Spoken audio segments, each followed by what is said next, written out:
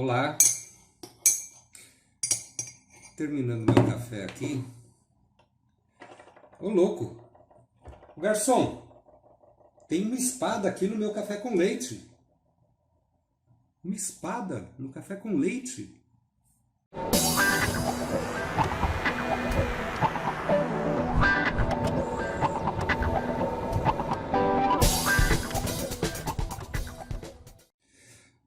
Meu nome é Osmar, eu sou da equipe Focus Ensino e o vídeo de hoje é sobre o Hermes da Fonseca, que é a República da Espada se metendo na República do Café com Leite. Para você entender legal isso, eu vou dar um passo a passo do cenário geral, porque esse período é muito rico em detalhes. E normalmente na escola isso não é explicado, normalmente não, quase sempre não é explicado de uma forma que isso seja bem entendido. Eu tenho certeza que você vai sair depois desse vídeo entendendo muito bem o que foi esse período. Nós tivemos lá a proclamação da República, que começou com a República da Espada. Você lembra? Deodoro da Fonseca, depois o Floriano Peixoto, que eram dois governos militares. Aí, você lembra, se não lembra, volta lá nos nossos vídeos, no Floriano Peixoto, né? Ele fez um acordo com o Partido Republicano, o Partido Republicano apoiou ele na revolta federalista e, em troca disso, ele deveria apoiar, mas ele acabou não apoiando, porém, não se meteu na eleição de um civil do Partido Republicano Paulista, que era o Prudente de Moraes. A partir daí, a gente começa um novo período, que é a República das Oligarquias, ou a Política dos Estados, ou a República do Café com Leite. Tanto faz os três. Se você vê aí no vestibular, no Enem, qualquer um desses três nomes se referem a esse mesmo período, né? Então, isso é consolidado no governo seguinte, que é o Campos Salles. Aí você se lembra que o Campos Salles indicou o Rodrigues Alves, que também é de São Paulo. O Rodrigues Alves, depois do mandato dele, indicou o Afonso Pena, que é de Minas Gerais. Só que o Afonso Pena tinha o seu vice, que era o Nilo Peçanha, tá?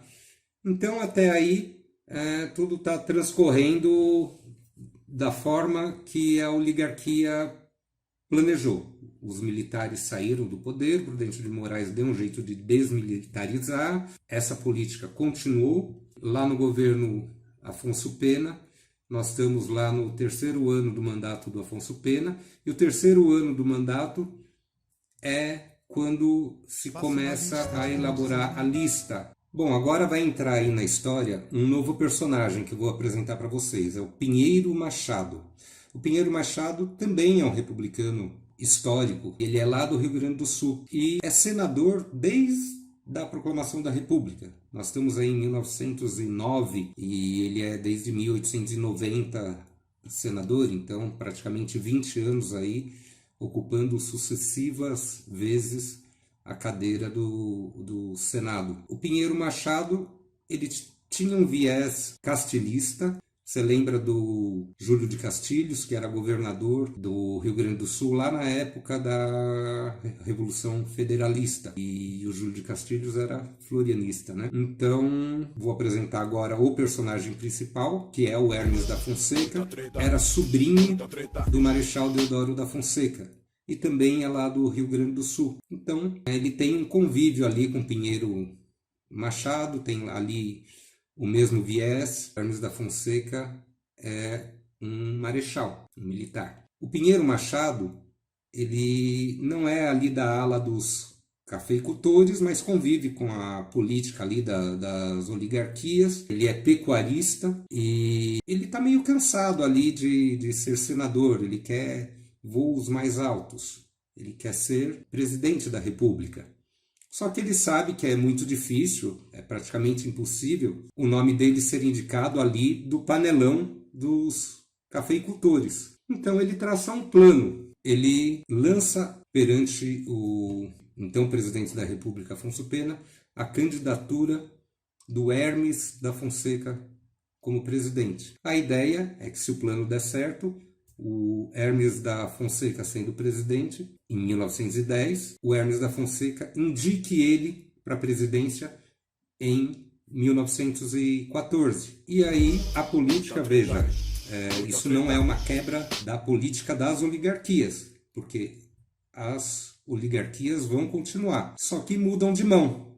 Sai desse eixo Rio-São Paulo, né? Sai das mãos aí também só do café, então começa a se privilegiar outros estados e outras atividades. Você lembra? Estão nascendo outras atividades no país, nós falamos da borracha, tem o cacau na Bahia, que já começa a ter uma produção razoável, tem algodão, tem cana-de-açúcar ali no Nordeste, em Pernambuco. Porém, o café ainda é dominante, vai ser dominante ainda por muito tempo. E no primeiro momento, esse lançamento dessa candidatura do Hermes da Fonseca é visto quase que uma brincadeira, né? Porque, na verdade, o Afonso Pena precisa cumprir os procedimentos dele da República do Café com Leite, e o que ele tem que fazer? Ele tem que indicar um paulista.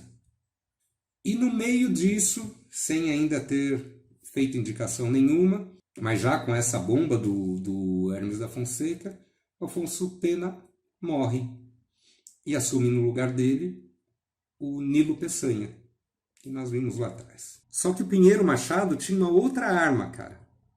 Ele convence o presidente do estado de Minas Gerais, que é o Venceslau Braz, a apoiar a candidatura do Hermes da Fonseca, indicando ele para vice-presidente. Então é uma chapa Hermes da Fonseca presidente, o Braz vice-presidente. E ele se encanta com isso e passa a apoiar o Hermes. E aí, cara, o presidente do estado de Minas Gerais, apoiando, quase todo o restante lá do grupo de Minas Gerais passa a apoiar também. E o Nilo Peçanha, que é o cara que vai subir a lista, apoia também. Ele é lá do Rio de Janeiro, ele fala, vocês que se entendam aí, né? Aí deixou de ser uma brincadeira, a coisa ficou séria, e isso você entende que é uma quebra da política do café com leite. São Paulo, claro, que não vai gostar nada disso, e como reação, São Paulo lança a candidatura do Rui Barbosa para a presidência da República. E nesse momento, São Paulo está experimentando do veneno que os outros estados experimentavam, né? Quando São Paulo e Minas estavam consecutivamente lançando ali os seus candidatos, agora São Paulo estava fora.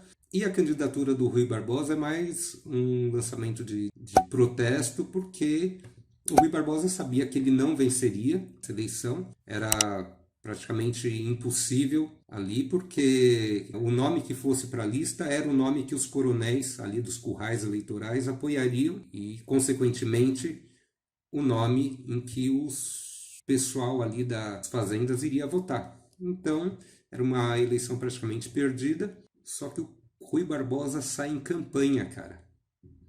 Pela primeira vez no país, acontece uma campanha eleitoral de verdade, porque até então eram lá as cartas marcadas, né? Todo mundo já sabia quem que ia ser o próximo presidente, quem fosse indicado era eleito, então não tinha muito o que fazer. Só que o Rui Barbosa causou, ele saiu realmente em campanha, e o lema dele era o seguinte: mesmo perdendo, eu vou conseguir o maior número de votos possível. Então o que ele fez?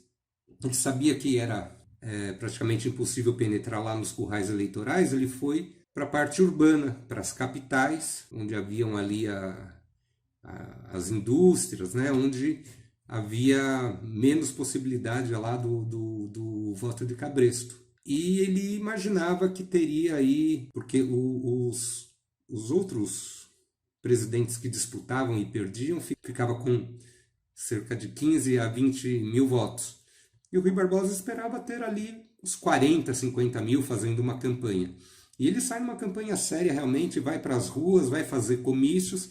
A bandeira dele é o civilismo, E o Rui Barbosa era um orador espetacular, e ele sai ali numa campanha inflamada pelo civilismo. A bandeira dele é a pena contra a espada. A pena, de escrever, do Rui Barbosa contra a espada do Hermes.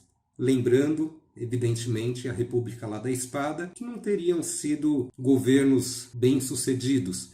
E ele usa muito isso o tempo todo, falando do civilismo, falando contra o militarismo, contra o centralismo. E aí ele recebe apoio formal do Rio de Janeiro, de parte de Minas, que são alguns lá que não concordaram com a candidatura do Hermes, obviamente de São Paulo, e da Bahia, que é o estado do Rui Barbosa. E ele parte para as capitais. Eu vou ler aqui um trecho de um dos comícios que ele fez. Olha, ele fala assim: o civilismo é um princípio, é uma doutrina, é uma aspiração moral, é uma antecipação do futuro, é uma clareza do Espírito de Deus aberta neste inferno. É alguma coisa que nos fala do bem, da honra, da justiça. Então é essa a retórica dele. Tem aqui um comentário, fonte a Casa Rui Barbosa, que diz assim: ó, de acordo com a avaliação do próprio Rui Barbosa, o movimento tomou proporções incomparáveis, sem paralelo na história do país até então. Tratava-se de uma comoção vulcânica do povo em São Paulo e no Rio de Janeiro, a propagação da lava por todo o solo de Minas, o estado sísmico da opinião na Bahia, a trepidação geral no Sul. Um movimento descrito respondia ao chamado de Rui Barbosa e de seu grupo político em defesa da liberdade e do direito, contra um militarismo renascente que caminhava no sentido de dissimular o arbítrio sob a forma republicana. E aí, cara, a classe média urbana vai votar. O voto não era obrigatório, né? Então o pessoal nem votava, porque já sabia quem era tal. Só que nesse apelo do Rui Barbosa de conquistar o maior número de votos possível, o pessoal sai e vai para votar no Rui Barbosa. E foram apurados aí 627 mil, depois a edição me corrige se eu estou errado, 290 e tantos mil que tinha na eleição anterior, tá? Então é aí mais do que o dobro de pessoas que votaram nessa eleição. E o Rui Barbosa, que pretendia aí 40, 50 mil, ele teve 220 mil votos. O Hermes, claro que teve mais, teve 400 mil. O Rui Barbosa ganhou ali apertado em Minas. Em Minas, ele conseguiu ganhar no Colégio Eleitoral de Minas, ali um pouco apertado. No Rio de Janeiro também bem apertado. Ganhou massivamente em São Paulo e na Bahia, mas perdeu feio no resto dos outros estados. Bom, o Rui Barbosa não reconheceu essa eleição, ele acusou fraudes, e devia ter fraude, talvez até dos dois lados, mas ele disse que várias sessões de votação não abriram nas capitais, que ele próprio foi votar e não conseguia achar um lugar para votar, porque estavam fechados aí em alguns locais, principalmente nas capitais de outros estados. Ele foi no Congresso Nacional junto à comissão verificadora para protestar, para pedir revisão, enfim. Só que de nada adiantou, ficou aí sacramentado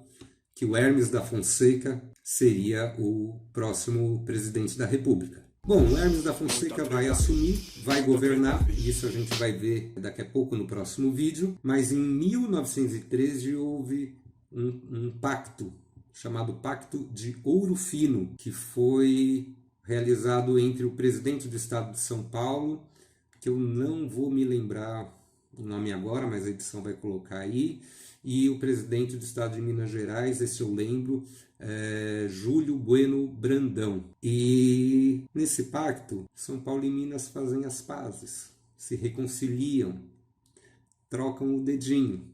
Eles resolvem que a partir do próximo governo volta ao que era antes, porque eles perceberam que o governo do Hermes da Fonseca, conforme você vai ver mais na frente, foi um governo bastante conturbado e que não atendia aí aos anseios das oligarquias. E lá mesmo se estabeleceu que o Venceslau Braz, que era o vice-presidente do Hermes da Fonseca, seria o próximo presidente da República. O cara se deu bem e se indicaria aí para depois quem seria o vice-presidente e os outros nomes aí da lista, e que na outra eleição lá de 2018, São Paulo quem indicaria e prosseguiria tudo como era antes do Hermes da Fonseca.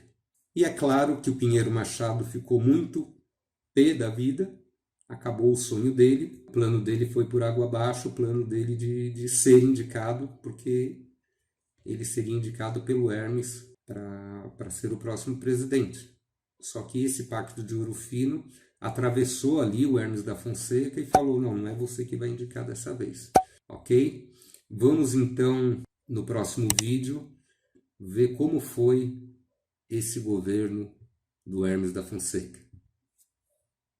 Até mais.